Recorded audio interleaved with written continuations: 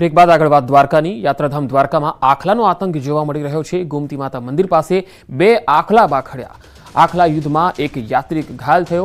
વડોદરાથી દ્વારકા દર્શન કરવા આવેલ વૃદ્ધ યાત્રિકને આખલાએ અડફેટે લેતા ગંભીર રીતે ઈજાગ્રસ્ત થયો।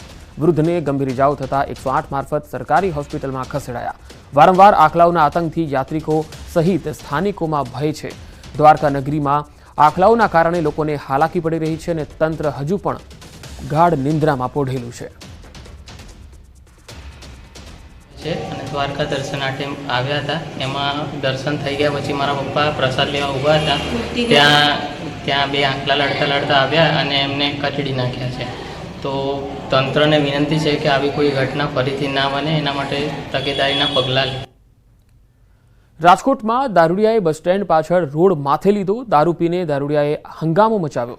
રોડ પર સૂઈ જઈ ટ્રાફિક જામ કર્યો। લોકો સમજાવવા જતા દારૂડિયો રિક્ષામાં માથા ભટકાવા લાગ્યો। સમગ્ર ઘટનાનો વિડીયો વાયરલ થઈ રહ્યો છે। રસ્તા પર સૂઈને ટ્રાફિક જામ કર્યો। રાજ્યમાં વારંવાર ધમધમતી દારૂની ભઠ્ઠી ઝડપાતા એવું લાગે છે કે જાણે દેશી દારૂની ભઠ્ઠીઓ પોતે જ પોકારી રહી છે કે સાહેબ અમે એક નથી, રાજ્યમાં અમારો મોટો પરિવાર છે। ધમધમતી ભઠ્ઠીના દ્રશ્યો જ કહી રહ્યા છે કે અમે આજકાલની ધમધમતી ભઠ્ઠીઓ નથી, કદાચ અમે લાંબા સમયથી ધમધમી રહેલી ભઠ્ઠીઓ છીએ, પરંતુ અમને ઠારવાવાળું આજ સુધી કોઈ મળ્યું નથી। એસએમજી અને એલસીબીની ટીમ આવી અને ધમધમતી ભઠ્ઠીઓ કાયમી માટે બુઝાવી દીધી। જાણે સ્થાનિક પોલીસને તો ભઠ્ઠીઓનો ધુમાડો દેખાતો નહીં હોય। ક્યાંક આ ભઠ્ઠીઓના આશીર્વાદ સ્થાનિક પોલીસને તો નથી મળી રહ્યા ને? આવા અનેક સવાલ લોકો પણ ઉઠાવી રહ્યા છે। છેલ્લા 5 દિવસમાં 4 જેટલી જગ્યાએથી દેશી દારૂની ધમધમતી ભઠ્ઠીઓ ઝડપાઈ છે અને તેમાં પણ સૌથી મોટી વાત એ છે કે 5 દિવસમાં સુરેન્દ્રનગરમાંથી જે 2 જગ્યાએથી દેશી દારૂની ભઠ્ઠી ઝડપાઈ, એ પણ 1-2 લીટર નહીં, હજારો લીટર દેશી દારૂ સાથે દારૂ બનાવવામાં આવતું રો મટીરિયલ પણ પકડાયું છે। દ્વારકાના બરડા ડુંગરમાંથી પણ ફરીવાર દેશી દારૂની હાથડી પકડાઈ છે। સાબરકાંઠામાંથી પણ મોટી માત્રામાં દેશી દારૂ બનતો ઝડપાયો। બીજી તરફ રાજકોટના સેન્ટ્રલ પોઈન્ટમાં ભર બજારો ધમધમતા રોડ પર નશેડીએ ધમાલ મચાવી। આસપાસના લોકોએ ટકોર કરી તો જાણે મહારાજા હોય તેમ રોડ પર જઈને સૂઈ ગયો। હવે સવાલ એ થાય છે કે દારૂબંધી છે ક્યાં? દારૂબંધી હોવા છતાં જો બુટલેગર અને નશેડી આ રીતે જ બેફામ વર્તી રહ્યા છે અને ખુલ્લેઆમ ધમધમી રહ્યા છે આવી પ્રકારની હાથડીઓ, તો પછી આ નશેડીને પોલીસનો ડર નહીં લાગતો હોય?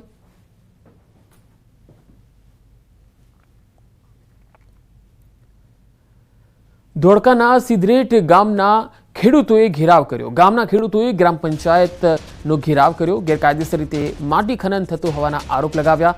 કંપનીને બારોબાર માટી વેચી દેતા હોવાનો આરોપ લગાવ્યો। અમદાવાદ ભાવનગર એક્સપ્રેસ હાઈવેનું કામ જોરશોરથી ચાલી રહ્યું છે।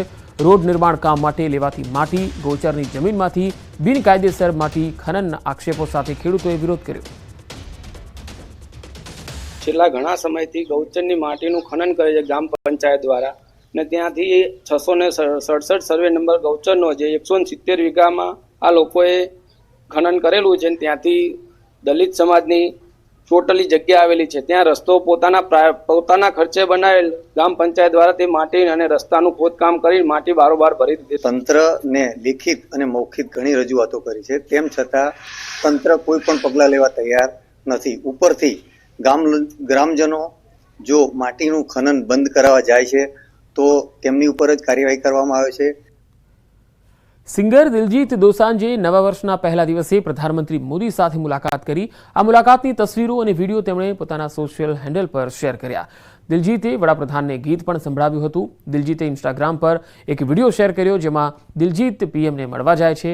મુલાકાત દરમિયાન પીએમ મોદીએ કહ્યું કે ભારતના ગામનો એક દીકરો દુનિયામાં નામ રોશન કરે છે ત્યારે સારું લાગે છે। તમારા પરિવારે તમારું નામ દિલજીત રાખ્યું તો તમે સતત લોકોના દિલ જીતી રહ્યા છો।